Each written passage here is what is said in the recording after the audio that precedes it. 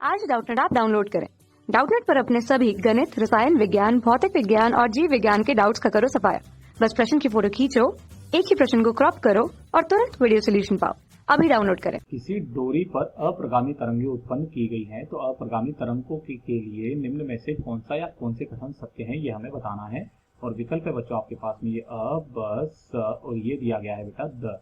तो ध्यान से देखिए बेटा, हमारे पास में जो अप्रगामी तरंगें हैं वो किस तरीके से उत्पन्न होगी। जैसे कि हमारे पास में ये है ना, और एक है बच्चों हमारे पास में ये कुछ इस तरीके से, ये दो दृढ़ आधार है ना। ये दो दृढ़ आधारों के बीच में हमने क्या कर दिया बेटा, ये एक रस्सी बांध दी है ना। ये एक रस्सी को मैं काला कर देता हूँ, ठीक है। ये कुछ इस तरीके से, जो कि दोलन किस तरीके से करिए ध्यान से देखिएगा, ये ऐसे ऐसे ऐसे ऐसे और ये ऐसे, ठीक है।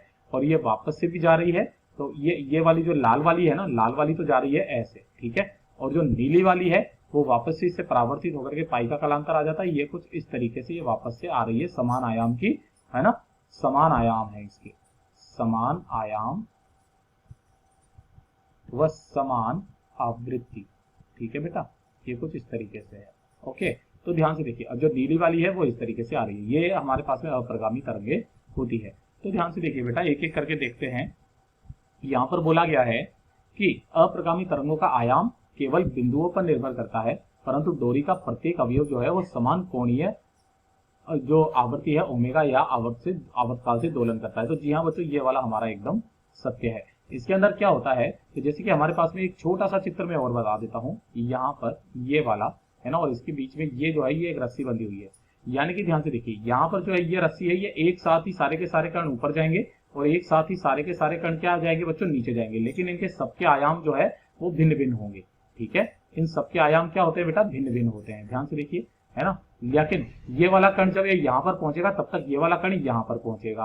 यानी कि यहाँ पर क्या है बेटा, सबकी कोणीय आवृत्ति जो है वो तो ओमेगा तो समान होती है, और आवृत काल भी क्या होता है बेटा, समान होता है। एक साथ ही ये सबके सब अपनी उच्चतम स्थिति पर जाते हैं, एक साथ ही ये अपनी निम्नतम स्थिति पर आते हैं, ठीक है। दूसरे में बोला गया है कि डोरी पूर्ण रूप से विभिन्न बिंदुओं पर विभिन्न आयामों से एक ही कला में दोलन करती है। तो जी हाँ बच्चा, ये वाला भी हमारे पास में सत्य है। जैसा कि हम लोग यहाँ से समझ में आ रहा होगा सारा का सारा खेल, कि डोरी पूर्ण रूप से विभिन्न बिंदुओं पर विभिन्न आयाम, यानी कि इस वाले बिंदु का जो आयाम है वो इतना है, इस वाले बिंदु का आयाम इतना, इस वाले बिंदु का आयाम इतना, इस वाले बिंदु का आयाम इतना, ठीक है। और एक ही कला में दोलन करती है, यानी कि सारे के सारे एक साथ ऊपर, सारे के सारे एक साथ नीचे जाएंगे। अच्छा, तरंग प्रारूप न तो बाईं ओर गति करता है और ना ही दाईं ओर गमन करता है। तो ध्यान से देखिए बेटा, ये तरंग प्रारूप जो है हमें हमेशा इस तरीके से ही नजर आएगा, है ना।